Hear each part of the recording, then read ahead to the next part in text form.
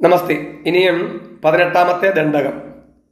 പാണി പത്മദ്വയേന അക്ഷമാലാമപി സ്ഫാടികീം ജ്ഞാനസാരാത്മകം പുസ്തകം ച അപരേണ അങ്കുശം പാശം ആബിഭ്രതി യേന സഞ്ചിന്യസേ ചേതസ തസ്യ വക്രാന്തരാത് ഗദ്യപദ്യാത്മികാ ഭാരതീ നിസ്സരേത് യേന വാ യാവക ആഭാകൃതിത് ഭാവ്യസേ തസ്യ വശ്യാഭവന്തി സ്ത്രിയഃ പുരുഷ യേന വാ ശാതകുംഭദ്യുതിത് ഭാവ്യസേ സോപി ലക്ഷ്മീ സഹസ്രൈഃ പരിക്രീഡതേ. ഇനി ഇതിന്റെ അർത്ഥം. പാണിപത്മദ്വയേന, പാണിപത്മം താമര പോലെയുള്ളതായ കൈകൾ, ദ്വയേന രണ്ടെണ്ണം. അപ്പം താമര പോലെയുള്ള രണ്ടു കൈകളിൽ എന്തൊക്കെയുണ്ട്? അക്ഷമാലാമപി സ്ഫാടികം, സ്ഫടികമയമായ അക്ഷമാലയുണ്ട്. അക്ഷമാല എന്ന് പറഞ്ഞാൽ ജപമാല. മറ്റേ കൈയിലോ ജ്ഞാനസാരാത്മകം പുസ്തകം ച, ജ്ഞാനസാരാത്മകമായ പുസ്തകം ഉണ്ട്, അമ്മ ധാരണം ചെയ്തിരിക്കുന്നു.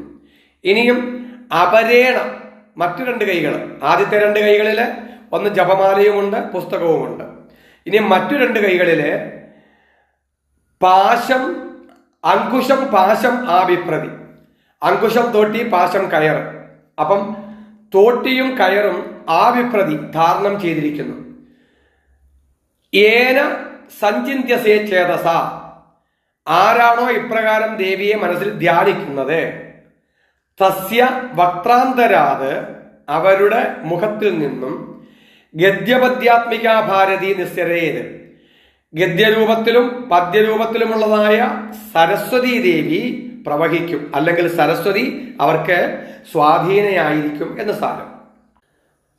അപ്പോൾ അമ്മയുടെ 4 കൈകളിൽ ഒരു കൈയിൽ ജപമാല, മറ്റൊരു കൈയിൽ പുസ്തകം, വേറൊരു കൈയിൽ തോട്ടി, 4ാമത്തെ കൈയില് കയർ, ഇങ്ങനെ ധാരണം ചെയ്തിരിക്കുന്നതായി ആരാണോ അമ്മയെ ഭാവന ചെയ്യുന്നത് അവർക്ക് സരസ്വതി ദേവി വശകയായിരിക്കും, സ്വാധീനയായിരിക്കും എന്നാണ് ഈ പറഞ്ഞതിൻ്റെ സാരം.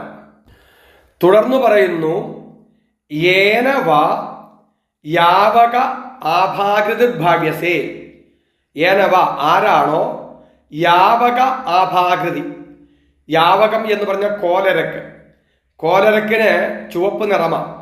ആ കോലരക്കിന്റെ ചുവപ്പ് നിറത്തിൽ അമ്മയെ ഭാവന ചെയ്യുന്നത് തസ്യ വശ്യാഭവന്തി സ്ത്രീയ പുരുഷ, സ്ത്രീകളും പുരുഷന്മാരും അങ്ങനെ ഭാവന ചെയ്യുന്നവർക്ക് വശരായി ഭവിക്കുന്നു. അപ്പം കോലരക്കിന്റെ ചുവപ്പ് നിറത്തിൽ ആരാണോ അമ്മയെ ഭാവന ചെയ്യുന്നത് അവർക്ക് സ്ത്രീകളും പുരുഷന്മാരും വശീകരണത്തിൽ ഭവിക്കുന്നു എന്ന് സാരം.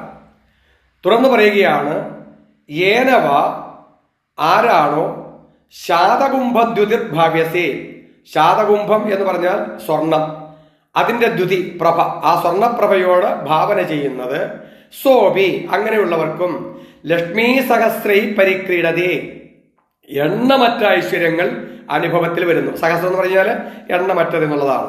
അപ്പൊ പരിക്രീഡതേ ലക്ഷ്മി എന്ന് പറഞ്ഞാൽ ലക്ഷ്മി ദേവി അല്ലെങ്കിൽ ഐശ്വര്യങ്ങൾ അനുഭവത്തിൽ വരുന്നു.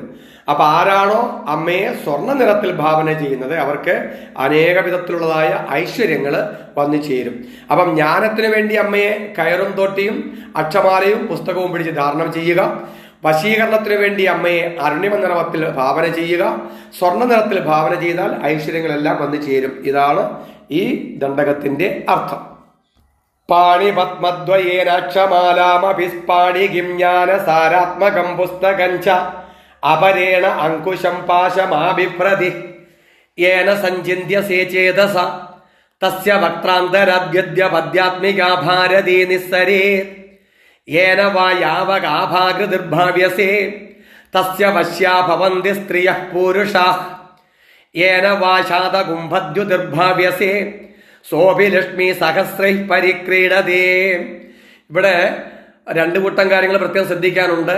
യേന വാ യാവക ആഭാകൃതിർഭാവ്യസേ തസ്യ വശ്യാ ഭവന്തി സ്ത്രീയ പൂരുഷ. അപ്പൊ അവിടെ സ്ത്രീയ കഴിഞ്ഞിട്ട് വിസർഗമുണ്ട്, പിന്നെ പകാരം വരുന്നു.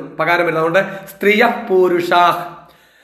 ഷാ കഴിഞ്ഞിട്ട് പിന്നെ വിസർഗമാണ്. അപ്പം സ്ത്രീയ പൂരുഷാ, അത് പ്രത്യേകം ശ്രദ്ധിക്കണം.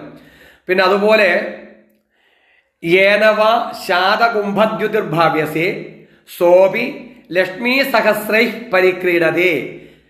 സഹസ്രൈ കഴിഞ്ഞിട്ട് വിസർഗമുണ്ട്, പിന്നെ പകാരമാണ് വരുന്നത്. അപ്പം സഹസ്രൈ പരിക്രീഡതേ എന്ന് പറയണം. അത് രണ്ടും പ്രത്യേകം ഒന്ന് ശ്രദ്ധിക്കുക. ഹരിയോ.